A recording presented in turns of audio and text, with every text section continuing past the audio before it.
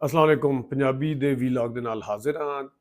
ਜਿਹੜੇ ਸਾਡੇ ਸਾਥੀ ਜਿਹੜੇ ਦੋਸਤ ਸੰਗੀ ਯਾਰ ਨੇ ਉਹ ਉਰਦੂ ਦੇ ਵਿੱਚ ਸਿਆਸੀ ਵੀਲੌਗ ਸਾਡਾ ਵੇਖਦੇ ਨੇ, ਰੋਜ਼ ਤਜਜ਼ੀਆ ਵੇਖਦੇ ਨੇ। ਉਹ ਰੋਜ਼ਾਨਾ ਸੁਬਹ ਦੇ ਟਾਈਮ ਆਂਦਾ ਹੀ ਆਂਦਾ ਹੈ, ਲੇਕਿਨ ਅਸੀਂ ਪੰਜਾਬੀ ਨਾਲ ਨਾਲ ਕਰਿਆ ਕਰਾਂਗੇ। ਔਰ ਪੰਜਾਬੀ ਦੇ ਵਿੱਚ ਅਸੀਂ ਜ਼ਿਆਦਾਤਰ ਆਮ ਗੱਲਾਂ ਵੀ ਕਰਾਂਗੇ, ਮਾੜੀ ਮੋਟੀਆਂ ਜਿਹੀਆਂ ਸਿਆਸੀ ਗੱਲਾਂ ਵੀ ਕਰ ਲੈਣਗੇ, ਲੇਕਿਨ ਜ਼ਿਆਦਾਤਰ ਅਸੀਂ ਆਮ ਗੱਲਾਂ ਕਰਿਆ ਕਰਾਂਗੇ। ਔਰ ਜਿਹੜੇ ਇਹ ਕੋਸ਼ਿਸ਼ ਕਰਾਂਗੇ ਅਸੀਂ ਇਹਨੂੰ ਵੀ ਬਕਾਇਦਗੀ ਦੇ ਨਾਲ ਕਰੀਏ, ਹਰ ਰੋਜ਼ ਕਰਿਆ ਕਰੀਏ, ਲੇਕਿਨ ਚਲੋ ਤੁਆਤਰ ਦੇ ਨਾਲ ਨਾ ਹੋਇਆ ਤੇ ਫਿਰ ਅਸੀਂ ਇਹਨੂੰ ਇੱਕ ਦਿਨ ਛੱਡ ਕੇ ਕਰ ਲਿਆ ਕਰਾਂਗੇ। ਪਹਿਲੇ ਦੂਸਰੀਆਂ ਗੱਲਾਂ ਕਰਨ ਤੋਂ ਪਹਿਲੇ ਇੱਕ ਚੀਜ਼ ਹੈ ਕਿ ਇੱਕ ਮੈਨੂੰ ਡਰਾਮਾ ਯਾਦ ਆ ਰਿਹਾ ਹੈ। ਮੈਂ ਛੋਟਾ ਜਿਹਾ ਸਾਂ, ਮੇਰਾ ਖਿਆਲ ਹੈ ਸ਼ਾਇਦ ਸਕੂਲ ਦੇ ਵਿੱਚ ਪੜ੍ਹਦਾ ਸਾਂ। ਉਹਦੇ ਉਸ ਜ਼ਮਾਨੇ ਦੇ ਵਿੱਚ ਟੀਵੀ ਦੇ ਉੱਤੇ ਡਰਾਮਾ ਆਉਂਦਾ ਹੁੰਦਾ ਸੀ, ਪੀਟੀਵੀ ਦੇ ਉੱਤੇ, ਸ਼ਹਿਰ ਦੇ ਸੁਪਨੇ। ਉਹ ਵੈਸੇ ਪਿੰਡ ਦੇ ਵਿੱਚ ਸੀ ਡਰਾਮਾ ਸ਼ੂਟ ਹੋਇਆ ਦਾ ਸੀ, ਵਿੱਚ ਮਸ਼ਹੂਰ ਅਦਾਕਾਰ ਵੀ ਹੈਗੇ ਸਨ। ਉਹਦੇ 'ਚ ਸ਼ਾਇਦ ਹੁਣ ਮੈਨੂੰ ਨਾਮ ਹੀ ਐਸੇ ਯਾਦ ਆ ਜਾਣਗੇ ਉਹਨਾਂ ਦੇ ਕਿਰਦਾਰਾਂ ਦੇ, ਲੇਕਿਨ ਉਹ ਬੜਾ ਮਜ਼ੇਦਾਰ ਡਰਾਮਾ ਸੀ। ਉਹ ਬੜਾ ਜਨਾਬ ਪਿੱਛੇ ਟਿਊਬਵੈੱਲ ਦੀ ਆਵਾਜ਼ਾਂ ਵੀ ਆਉਂਦੀਆਂ ਸਨ ਤੇ ਜਨਾਬ ਇਹ ਮਾਹੌਲ ਪਿੱਛੇ ਮਵੇਸ਼ੀ ਡੰਗਰ ਸ਼ੰਗਰ ਜਿਹਨੂੰ ਕਹਿੰਦੇ ਨੇ ਨਾ, ਉਹ ਉਹਨਾਂ ਦੀ ਆਵਾਜ਼ਾਂ ਵੀ ਆਉਂਦੀਆਂ ਸਨ, ਉਹ ਆਪ ਵੀ ਨਜ਼ਰ ਆਉਂਦੇ ਸਨ। ਤੇ ਉਸ ਡਰਾਮੇ ਦੇ ਵਿੱਚ ਨਾ ਇੱਕ ਕੁੜੀ ਆਉਂਦੀ ਸੀ। ਉਹ ਅਸੀਂ ਬਹੁਤ ਉਸ ਟਾਈਮ ਛੋਟੇ ਸਾਂ, ਲੇਕਿਨ ਉਹ ਕੁੜੀ ਬੜੀ ਅੱਛੀ ਲੱਗਦੀ ਸੀ, ਸੋਹਣੀ ਲੱਗਦੀ ਸੀ। ਉਹਦਾ ਨਾਂ ਸੀ ਨਾਂ ਖਰੇ ਕੀ ਸੀ ਭਲਾ, ਚਲੋ ਨਾਂ ਮੈਨੂੰ ਯਾਦ ਆ ਜਾਏਗਾ। ਲੇਕਿਨ ਇੱਕ ਹੋਰ ਡਰਾਮਾ ਲੱਗਦਾ ਹੁੰਦਾ ਸੀ ਬਹਾਦਰ ਅਲੀ, ਤੁਹਾਨੂੰ ਵੀ ਯਾਦ ਹੋਏਗਾ।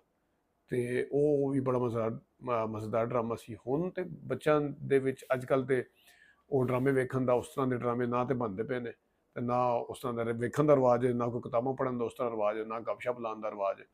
ਸਾਡੇ ਤੇ ਨਾਨਾ ਜੀ ਹੁੰਦੇ ਸਨ, ਅੱਲਾ ਜਿਨ੍ਹਾਂ ਦੀ ਜਗ੍ਹਾ ਦੇ, ਉਹ ਦਰਖਤ ਹੁੰਦਾ ਸੀ ਬਹੁਤ ਵੱਡਾ, ਬੋੜ ਦਾ, ਬਰਗਦ ਦਾ ਦਰਖਤ ਜਿਹਨੂੰ ਕਹਿੰਦੇ ਨੇ ਨਾ, ਉਹਦੇ ਥੱਲੇ ਇੱਕ ਬੰਨੀ ਸੀ। ਯਾਨੀ ਕਿ ਪਾਣੀ, ਉਹਨੂੰ ਬੰਨੀ ਕਹਿੰਦੇ ਨੇ, ਜਾਂ ਤੁਹਾਡੇ ਚਸ਼ਮਾ ਨੇ ਆਪਣਾ, ਝੀਲ ਤੇ ਨਹੀਂ ਕਹਿ ਸਕਦੇ, ਬੰਨੀ ਪਤਾ ਨਹੀਂ ਉਸਨੂੰ ਤੁਸੀਂ ਕੀ ਕਹੋਗੇ। ਪਾਣੀ ਉਹਦੇ 'ਚ, ਉਹ ਸਾਰੀਆਂ ਖਵਾਤੀਨ ਮਾਵਾਂ ਭੈਣਾਂ ਜਿਹੜੀਆਂ ਸਨ ਉਹ ਕੱਪੜੇ ਧੋਣ ਵੀ ਜਾਂਦੀਆਂ ਸਨ। ਤੇ ਜਿਹੜੇ ਛੋਟੇ ਬੱਚੇ ਹੁੰਦੇ ਸਨ, ਨਿਆਣੇ ਜਿਹਨੂੰ ਕਹਿੰਦੇ ਨੇ, ਉਹ ਦਰਖਤ ਦੇ ਉੱਤੇ ਚੜ੍ਹ ਕੇ ਨਾ, ਬੋੜ ਦੇ ਦਰਖਤ ਦੇ ਉੱਤੇ ਵਿੱਚ ਪਾਣੀ ਦੇ ਵਿੱਚ ਛਲਾਂਗਾ ਮਾਰਦੇ ਹੁੰਦੇ ਸੀ। ਤੇ ਉਹ ਜ਼ਮਾਨਾ ਸੀ ਜਿਸ ਟਾਈਮ ਨਾਨਾ ਜੀ ਜਿਹੜੇ ਹੁੰਦੇ ਸਨ, ਉਹ ਫਿਰ ਉੱਥੇ ਹੋਰ ਵੀ ਬਜ਼ੁਰਗ ਆ ਜਾਂਦੇ ਸਨ। ਉਹ ਉਸ ਦਰਖਤ ਦੀ ਗਰਮੀਆਂ ਦੇ ਵਿੱਚ, ਅਸੀਂ ਜ਼ਾਹਿਰ ਹੈ ਗਰਮੀ ਦੀ ਛੁੱਟੀਆਂ 'ਚ ਜਾਈਦਾ ਸੀ ਪਿੰਡ। ਤੇ ਉੱਥੇ ਜਨਾਬ, ਉੱਥੇ ਰੰਗ ਹੀ ਕੋਈ ਹੋਰ ਹੁੰਦਾ ਸੀ। ਉੱਥੇ ਜਨਾਬ ਪੱਖੇ ਦੀ ਹਵਾ ਤੋਂ ਜ਼ਿਆਦਾ ਠੰਡੀ ਹਵਾ, ਬਿਜਲੀ ਤਾਂ ਹੈਗੀ ਨਹੀਂ ਸੀ। ਉੱਥੇ ਜਿਹੜਾ ਸਕੂਨ ਮਿਲਦਾ ਸੀ ਥੱਲੇ ਬਹਿ ਕੇ। ਔਰ ਫਿਰ ਨਾਨਾ ਜੀ ਨੇ ਉੱਠਣਾ ਜਾ ਕੇ, ਛੋਟੀ ਜਿਹੀ ਮਸਜਿਦ ਹੁੰਦੀ ਸੀ, ਉੱਥੇ ਅਜ਼ਾਨ ਦਿੰਦੇ ਹੁੰਦੇ ਸਨ ਜਾ ਕੇ। ਉਹ ਯਾਦਾਂ ਹਾਲੇ ਵੀ ਹੈਗੀਆਂ ਨੇ, ਔਰ ਬੜੀਆਂ ਵਕਤ ਗੁਜ਼ਰ ਜਾਂਦਾ ਹੈ, ਲੇਕਿਨ ਯਾਦਾਂ ਜਿਹੜੀਆਂ ਨੇ ਉਹ ਵਾਕਈ ਰਹਿ ਜਾਂਦੀਆਂ ਨੇ, ਉਹਦੇ 'ਚ ਕੋਈ ਸ਼ੱਕ ਨਹੀਂ। ਫਿਰ ਸਾਡਾ ਜਿਹੜਾ ਦੂਜਾ, ਇਹ ਤੇ ਨਨਿਆਲ ਸੀ, ਤੇ ਦੁਦਿਆਲ ਵਾਲਾ ਜਿਹੜਾ ਪਿੰਡ ਸੀ ਉਹ ਗੁਜਰਾਂਵਾਲੇ ਸੀ। ਉੱਥੇ ਜਨਾਬ ਪਹਿਲੀ ਵਾਰੀ ਵੇਖਿਆ ਕਿ ਦੁਆਣਾ ਕਿਵੇਂ ਖਾਈਦਾ ਹੁੰਦਾ ਹੈ। ਅਸੀਂ ਤਾਂ ਇੱਥੇ ਜਨਾਬ ਪਹਿਲੇ ਫਰਿੱਜ 'ਚ ਰੱਖਦੇ ਹਾਂ ਉਹਨੂੰ, ਉਹਦੇ ਪੂਰੇ ਪ੍ਰੋਟੋਕੋਲ ਪੂਰੇ ਕਰਦੇ ਹਾਂ, ਸਾਰਾ ਰੱਖ ਕੇ ਜਨਾਬ ਉਹਨੂੰ ਕੱਟ ਕੇ ਸਾਫ਼ ਧੋ ਧੂ ਕੇ, ਫਿਰ ਉਸ ਤੋਂ ਬਾਅਦ ਕਾਂਟਿਆਂ ਦੇ ਨਾਲ ਖਾਂਦੇ ਹਾਂ। ਲੇਕਿਨ ਉਹ ਜਿਹੜਾ ਦੁਆਣਾ ਸੀ ਨਾ, ਉਦੋਂ ਇੱਕ ਜੁੱਡੋ ਮਾਰਦੇ ਹੁੰਦਾ ਸੀ, ਤੇ ਉਹਦੇ ਤੇ ਉਹ, ਅੱਛਾ ਉਸ ਤੋਂ ਪਹਿਲੇ ਫਰਿੱਜ ਵਾਲਾ ਨਹੀਂ ਸੀ, ਉਹ ਨਲਕਾ ਗੇੜਦੇ ਨਾ ਜਿਹੜਾ ਇੰਜ ਕਰਕੇ, ਉਹਦੇ ਵਿੱਚ ਲਿਆ ਕੇ ਠੰਡਾ ਕਰਕੇ ਰੱਖੀਦਾ ਸੀ। ਤੇ ਉਹ ਫਿਰ ਦੁਆਣਾ ਖਾ ਕੇ ਜਨਾਬ ਪਹਿਲੀਆਂ 'ਚ ਜਾਣਾ, ਸੁਬਹ ਸੁਬਹ ਦੁਆਣਾ ਲੱਭ ਕੇ ਲਿਆਉਣਾ, ਉਹਨੂੰ ਨਲਕੇ ਥੱਲੇ ਰੱਖਣਾ, ਉਹਨੂੰ ਠੰਡਾ ਕਰਨਾ, ਉਹਨੂੰ ਫਿਰ ਜੁੱਡੋ ਮਾਰ ਕੇ ਕੱਟਣਾ, ਬਗੈਰ ਬਰਤਨ ਤੋਂ ਖਾਣਾ, ਇੰਜ ਕਰਕੇ। ਤੇ ਉਹ ਜ਼ਮਾਨੇ ਜਿਹੜੇ ਨੇ ਉਹ, ਲੋਕ ਵੈਸੇ ਕਹਿੰਦੇ ਨੇ ਕਿ ਹਰ ਜ਼ਮਾਨਾ ਆਉਣ ਵਾਲਾ ਚੰਗਾ ਹੁੰਦਾ ਹੈ, ਤੇ ਆਪਣੇ ਜ਼ਮਾਨੇ ਨੂੰ ਸਾਰੇ ਯਾਦ ਕਰਦੇ ਨੇ, ਲੇਕਿਨ ਹੁਣ ਫਰਕ ਬੜਾ ਪੈ ਗਿਆ। ਸਾਡੇ ਜਿਹੜੇ ਵਾਲਦੈਨ ਹੈਗੇ ਸਨ, ਉਹ ਚਲੋ ਥੋੜੀ ਬਹੁਤੀ, ਥੋੜੀ ਬਹੁਤੀ ਜਿਹਨੂੰ ਕਹਿੰਦੇ ਨੇ ਨਾ, ਕੋਈ ਚੇਂਜਿੰਗ ਆਈ ਸੀ, ਕੋਈ ਤਬਦੀਲੀ ਆਈ ਸੀ। ਹੁਣ ਤੇ ਬਿਲਕੁਲ ਨਾ ਗੱਪਸ਼ਪ, ਮੋਬਾਈਲ ਆ ਗਏ ਨੇ, ਹੋਰ ਚੀਜ਼ਾਂ ਆ ਗਈਆਂ ਨੇ, ਉਹਦੇ ਬਿਲਕੁਲ ਜਿਸਨੂੰ ਕਹਿੰਦੇ ਨੇ ਨਾ, ਤਾਲੁਕ ਜਿਹੜਾ ਹੈ ਉਹ ਆਪਸ ਦੇ ਵਿੱਚ, ਅਗਰ 5 ਬੰਦੇ ਵੀ ਬੈਠੇ ਨੇ, ਤੇ 5 ਬੱਚੇ ਬੈਠੇ ਨੇ, 5 ਯੰਗ ਬੈਠੇ ਨੇ, ਉਹ ਦੂਜਾ ਬੰਦਾ ਜਿਹੜਾ ਹੋਏਗਾ ਉਹਨੂੰ ਸਲਾਮ ਦੁਆ ਭੇਜ ਰਹੇ ਹੋਣਗੇ, ਸਾਹਮਣੇ ਜਿਹੜਾ ਬੈਠਾ ਹੋਏਗਾ ਉਹਨੂੰ ਕੁਝ ਨਹੀਂ ਕਹਿਣਗੇ। ਤੇ ਜਿਹੜਾ ਸਾਹਮਣੇ ਵਾਲਾ ਜਦੋਂ ਉੱਠ ਕੇ ਕਿਧਰੇ ਹੋਰ ਦੂਸਰੇ ਸ਼ਹਿਰ ਚਲਾ ਜਾਏਗਾ ਕੁਝ ਦਿਨ ਦੇ ਬਾਅਦ, ਫਿਰ ਉਹਨੂੰ ਪੁੱਛ ਰਹੇ ਹੋਣਗੇ ਤੇਰਾ ਕੀ ਹਾਲ ਹੈ। ਜਦੋਂ ਸਾਹਮਣੇ ਹੈ ਸੀ ਤਾਂ ਉਸ ਟਾਈਮ ਤੁਸੀਂ ਪੁੱਛਿਆ ਕੋਈ ਨਹੀਂ, ਉਸ ਟਾਈਮ ਤੋਂ ਲਿਫਟ ਨਹੀਂ ਤੁਸੀਂ ਕਰਾਈ, ਉਸ ਟਾਈਮ ਤੇ ਤੁਸੀਂ ਨਾ ਗੱਪ ਲਾਈ, ਨਾ ਕੋਈ ਗੱਲਾਂ ਸ਼ੱਲਾਂ ਕੀਤੀਆਂ। ਉਸ ਟਾਈਮ ਤੋਂ ਬਸ ਚੁੱਪ ਕਰਕੇ ਦੜ ਵੱਟ ਕੇ ਆਪਣੇ ਮੋਬਾਈਲ ਦੇ ਵਿੱਚ ਵੜੇ ਸੀ। ਤੇ ਹੁਣ ਜਿਹੜਾ ਜਨਾਬ ਸਾਹਿਬ, ਜਦੋਂ ਬੰਦਾ ਨਹੀਂ ਰਿਹਾ, ਤੇ ਹੁਣ ਉਹਨੂੰ ਕਰਦੇ ਨੇ, ਯਾਦ ਕਰਦੇ ਨੇ। ਵੈਸੇ ਇੱਕ ਗੱਲ ਮੈਂ ਤੁਹਾਨੂੰ ਦੱਸਾਂ, ਪਿਛਲੇ ਦਿਨਾਂ 'ਚ ਇੰਤਕਾਲ ਹੋਇਆ ਜਨਾਬ ਤਲਤ ਹੁਸੈਨ ਸਾਹਿਬ ਦਾ। ਬੜੇ ਅੱਛੇ ਅਦਾਕਾਰ ਸਨ, ਬਹੁਤ ਹੀ ਮਜ਼ੇਦਾਰ ਜ਼ਬਰਦਸਤ ਅਦਾਕਾਰ ਸਨ। ਉਹਨਾਂ ਦੇ ਬਾਰੇ 'ਚ ਮੈਂ ਪਿਛਲੇ ਕੁਝ 4-5 ਸਾਲ ਤੋਂ ਸੁਣ ਰਿਹਾ ਸਾਂ ਕਿ ਬੜੇ ਬਿਮਾਰ ਨੇ, ਬੜੇ ਨੇ। ਇੱਕ ਦੋ ਅਦਾਕਾਰਾਂ ਤੋਂ ਇਲਾਵਾ ਮੈਨੂੰ ਕਦੀ ਖਬਰ ਨਹੀਂ ਮਿਲੀ ਸੀ। ਮੈਨੂੰ ਯਕੀਨ ਕਰੋ, ਇੱਕ ਦੋ ਅਦਾਕਾਰ ਦੇ ਇਲਾਵਾ ਕਦੀ ਖਬਰ ਨਹੀਂ ਮਿਲੀ ਸੀ ਉਹਨਾਂ ਦਾ ਕੋਈ ਪਤਾ ਕਰਨ ਗਿਆ ਹੋਵੇ, ਕੋਈ ਆ ਕੇ ਹੁੰਦਾ ਨਾ ਅਦਾਕਾਰ ਹੁੰਦੇ ਨੇ ਤੇ ਫਿਰ ਟੀਵੀ ਦੇ ਉੱਤੇ ਵੀ ਆ ਜਾਂਦਾ, ਮੀਡੀਆ ਦੇ ਉੱਤੇ ਵੀ ਆ ਜਾਂਦਾ, ਕੋਈ ਚੱਕਰ ਹੀ ਨਹੀਂ ਸੀ। ਤੋ ਉਹ ਜਿਸ ਤਰ੍ਹਾਂ ਦੀ ਜ਼ਿੰਦਗੀ ਉਹਨਾਂ ਨੇ ਆਖਰੀ ਗੁਜ਼ਾਰੀ ਹੈ, ਉਹ ਬੜੀ ਤਕਲੀਫ ਵਿੱਚ ਸੀ ਕਿਸਮ ਦੀ ਜ਼ਿੰਦਗੀ। ਤੇ ਉਹ ਹੁੰਦਾ ਨਾ ਬੰਦਾ ਜਾ ਕੇ ਮਿਲਦਾ ਹੈ ਤੇ ਹਸਾਸ ਹੁੰਦਾ ਫਨਕਾਰ, ਵੈਸੇ ਉਹ ਤੇ ਕੋਈ ਜ਼ਰੂਰਤ ਤੋਂ ਜ਼ਿਆਦਾ ਹੀ ਹਸਾਸ ਸਨ। ਮੈਂ ਦੱਸਾਂ, ਆਪਣਾ ਡਰਾਮਾ ਵੇਖ ਕੇ ਆਪ ਰੋ ਪੈਂਦੇ ਸਨ। ਤੇ ਉਹਨਾਂ ਨੂੰ ਮੈਨੂੰ ਤੇ ਪਤਾ ਚੱਲਿਆ, ਮੈਂ ਕਿਹਾ ਇਹਨਾਂ ਦਾ ਇਤਨਾ ਕੱਦ ਕਾਠ ਸੀ ਐਜ਼ ਅ ਫਨ, ਤੇ ਇਹਨਾਂ ਨੂੰ ਮਿਲਣ ਕਿਉਂ ਨਹੀਂ ਕੋਈ ਜਾਂਦਾ। ਲੇਕਿਨ ਬਸ ਉਹਨਾਂ ਦੇ ਇੰਤਕਾਲ ਕਰਨ ਦੀ ਦੇਰ ਸੀ। ਜਿਸ ਤਰ੍ਹਾਂ ਹੀ ਉਹਨਾਂ ਦਾ ਇੰਤਕਾਲ ਹੋ ਗਿਆ, ਸਾਰੇ ਅਦਾਕਾਰਾਂ ਨੇ ਜਾ ਕੇ ਜਨਾਬ ਉਹਨਾਂ ਦੀ ਤਾਰੀਫਾਂ ਦੇ ਪੁੱਲ ਬੱਧੇ, ਉਹਨਾਂ ਦੀ ਜਨਾਬ ਮੀਡੀਆ ਦੇ ਉੱਤੇ ਤਾਰੀਫਾਂ ਕਰਨੀਆਂ ਸ਼ੁਰੂ ਕੀਤੀਆਂ, ਸੋਸ਼ਲ ਮੀਡੀਆ ਦੇ ਉੱਤੇ ਤਾਰੀਫਾਂ ਹੋਣੀਆਂ ਸ਼ੁਰੂ ਹੋ ਗਈਆਂ।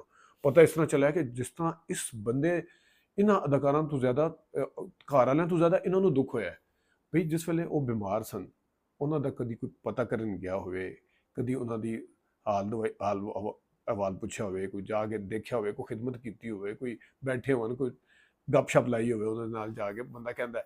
ਲੇਕਿਨ ਨਹੀਂ, ਉਹ ਬਾਅਦ ਵਿੱਚ ਜਨਾਬ ਫਿਰ ਉਹ ਸਾਰੇ ਫਿਰ ਕਹਿੰਦੇ ਨੇ ਕਿ ਮਰਨ ਤੋਂ ਬਾਅਦ, ਉਹ ਟਰੱਕਾਂ ਦੇ ਪਿੱਛੇ ਲਿਖਿਆ ਹੁੰਦਾ ਨਾ ਜਿਵੇਂ ਤੇਰੀ ਯਾਦ ਆਈ ਤੇਰੇ ਜਾਣੇ ਕੇ ਬਾਅਦ। ਖੈਰ ਇਹ ਗੱਲਾਂ ਤਾਂ ਹੁੰਦੀਆਂ ਰਹਿੰਦੀਆਂ, ਅਸੀਂ ਰੋਜ਼ ਦੀ ਬੁਨਿਆਦ 'ਤੇ ਇਸ ਤਰ੍ਹਾਂ ਦੀ ਗੱਲਾਂ ਵੀ ਕਰਿਆ ਕਰਾਂਗੇ। ਥੋੜ੍ਹੇ ਸਿਆਸਤ ਨੂੰ ਵੀ ਟੱਚ ਕਰ ਲੈਂਦੇ। ਵੇਖੋ ਕਿਵੇਂ ਜਿਹੜੇ ਨੇ ਉਹ ਤਕਰੀਰਾਂ ਚੱਲ ਰਹੀਆਂ ਨੇ, ਇੱਕ ਬਸ ਉਹ ਹੁੰਦਾ ਨਾ ਇੰਜਨ ਸਰਕਲ ਘੁੰਮ ਰਿਹਾ ਹੁੰਦਾ, ਪਹੀਆ ਚੱਲ ਰਿਹਾ ਹੁੰਦਾ, ਤੇ ਕਦੇ ਕਿਹੜੇ ਪਾਸੇ ਕੋਈ ਆ ਜਾਂਦਾ, ਕਦੀ ਕਿਹੜੇ ਪਾਸੇ ਕੋਈ ਆ ਜਾਂਦਾ।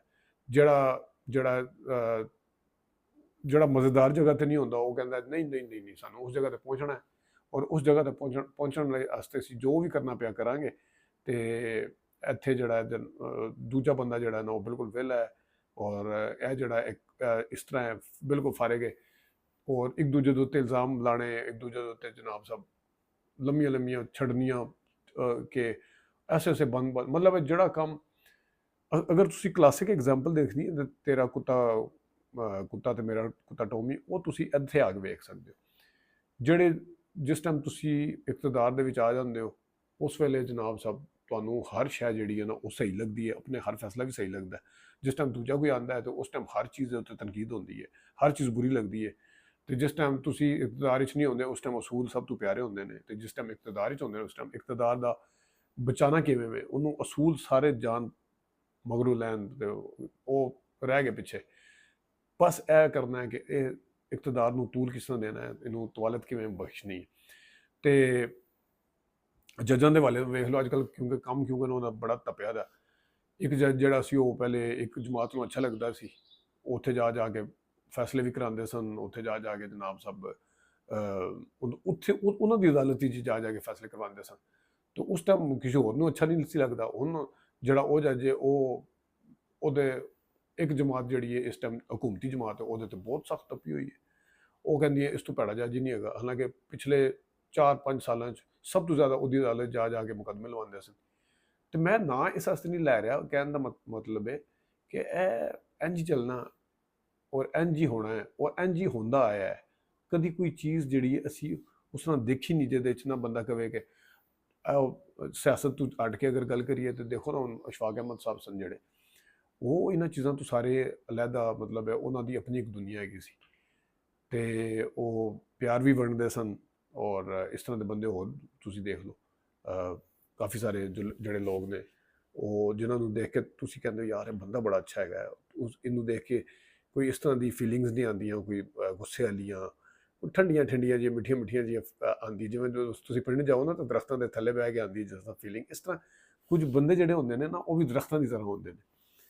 ਤੇ ਉਹਨਾਂ ਦਾ ਜਿਹੜਾ ਇੱਕ ਤਾਂ ਤੁਹਾਡੇ ਬਜ਼ੁਰਗ ਹੁੰਦੇ ਨੇ ਨਾ, ਇੱਕ ਵੈਸੇ ਜਿਨ੍ਹਾਂ ਨਾਲ ਤੁਹਾਡਾ ਕੋਈ ਉੱਠਣਾ ਬੈਠਣਾ ਐਡਾ ਜ਼ਿਆਦਾ ਨਹੀਂ ਹੁੰਦਾ, ਲੇਕਿਨ ਤੁਹਾਨੂੰ ਕਿਧਰੇ ਮਿਲਦੇ ਨੇ ਤਾਂ ਤੁਹਾਨੂੰ ਸਕੂਨ ਜਿਹਾ ਮਿਲਦਾ ਹੈ ਕਿ ਉਹ ਤੁਸੀਂ ਦੇਖਦੇ ਹੋ ਯਾਰ ਦੇਖੋ ਇਹ ਵੀ ਅੱਲਾ ਦਾ ਬੰਦਾ ਸੀ। ਮੈਂ ਐਸੇ ਬੰਦੇ ਦੇਖੇ ਨੇ, ਯਕੀਨ ਕਰੋ। ਚਲੋ ਬਾਅਦ ਵਿੱਚ ਕਿਸੇ ਟਾਈਮ ਗੱਲ ਕਰਾਂਗੇ, ਇਹ ਸਿਲਸਿਲਾ ਅਸੀਂ ਚਲਾ ਕੇ ਰੱਖਾਂਗੇ, ਤੇ ਉਹਦੇ 'ਚ ਤੁਸੀਂ ਬਿਲਕੁਲ ਇਸ ਚੀਜ਼ ਤੋਂ ਮੁਬਰਰਾ ਹੋ ਕੇ ਸੁਣਨੀਆਂ ਨੇ ਗੱਲਾਂ ਕਿ ਨਾ ਕਿਸੇ ਸਿਆਸੀ ਖਾਸ ਜਮਾਤ ਦੇ ਨਾਲ ਕੋਈ ਤਾਲੁਕ ਰੱਖਣਾ ਹੈ ਤੇ ਨਾ ਉਂਝ ਰੱਖਣਾ ਹੈ। ਸਿਆਸੀ ਵੀ ਲਾਭ ਸਾਡਾ ਹੋਏਗਾ, ਉਹਦੇ ਤੇ ਪੋਜੀਸ਼ਨ ਵੀ ਲਾਵਾਂਗੇ, ਉਹਦੇ ਤੇ ਜਿਹੜੀ ਸਾਡੀ ਇੱਕ ਵਾਬਸਤਗੀ ਹੈਗੀ ਹੈ, ਜਾਂ ਜਿਹੜੀ ਅਸੂਲ ਦੀ ਗੱਲ ਹੋਏਗੀ ਉਹ ਵੀ ਕਰਾਂਗੇ।